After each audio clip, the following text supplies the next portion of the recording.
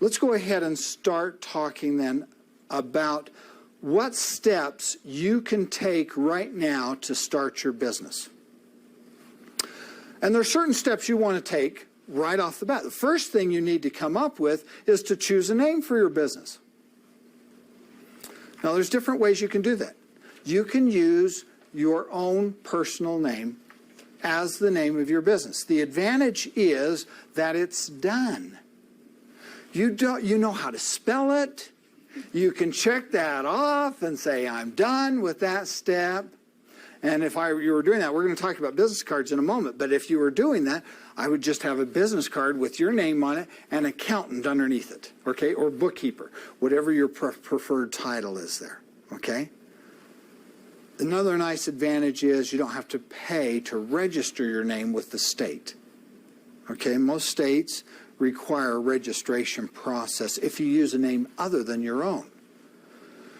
The downside to that is, unless your name is bookkeeper, your last name is bookkeeper, it doesn't tell anybody what you do, okay? And I assume your names aren't bookkeeper or accountant, so let's try to come up with something that might even tell people what it is we do. And one thing a lot of accountants do is they choose their last name and they append to it bookkeeping service or accounting service.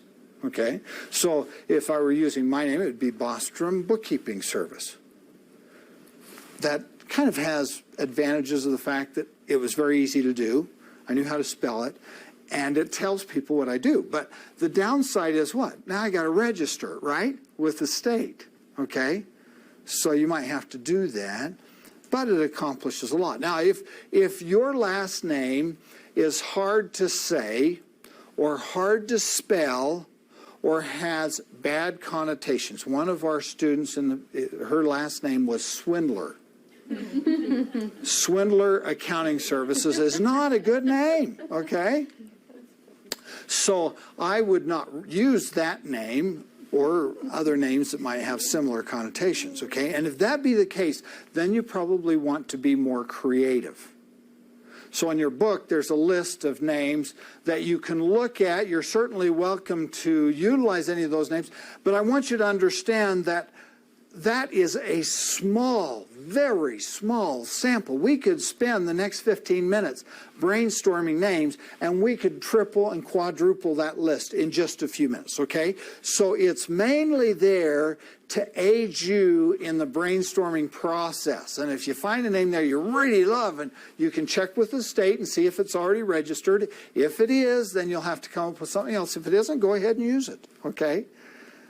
But on the other hand, if you want to come up with something more creative, there you go. You know, just sit down with a friend and go through that list and then come up with what are some other options, okay?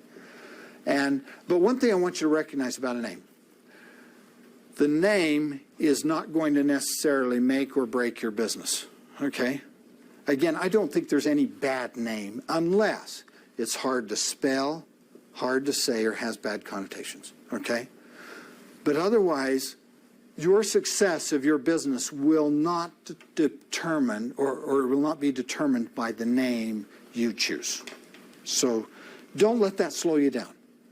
If this weekend you're sitting at home and you have a few minutes, sit down and determine a name and then check that off and move to the next step, which is to get a business license. Now, I will tell you that business licenses are not required in all areas, but they are required in most.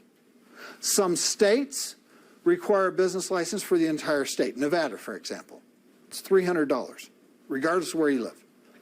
Here in Utah, a business license is necessary in most cities and counties. There are a few cities and counties down in southern Utah that don't require it, but most cities and counties do have a requirement for a business license. The average charge is about $25 to $35, up to $45, okay? And you should probably get a business license. Now, having said that, I will tell you that a lot of people don't get a business license, but they're subject to penalties and even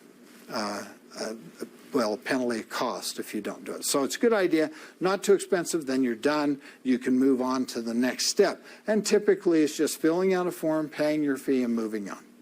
And if you're not sure if your area requires one, simply call them and say, this is what I plan to do. I plan on working out of my home. is there a charge? And they will tell you. Okay, they'll tell you what that charge is.